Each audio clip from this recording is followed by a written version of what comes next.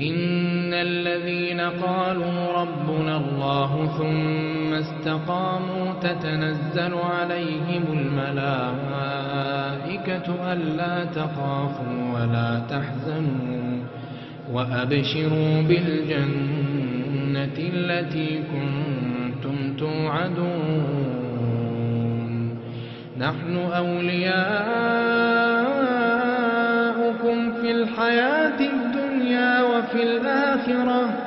ولكم فيها ما تشتهي أنفسكم ولكم فيها ما تدعون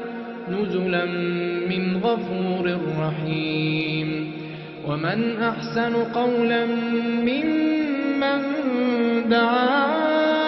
إلى الله ومن أحسن قولا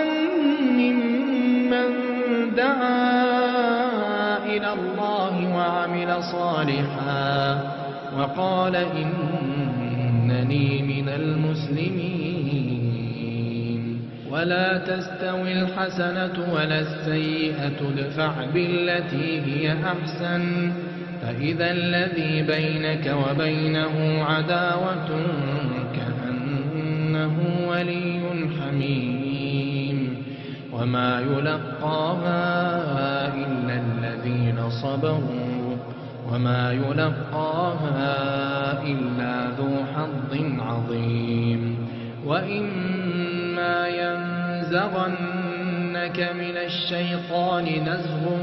فاستعذ بالله إنه هو السميع العليم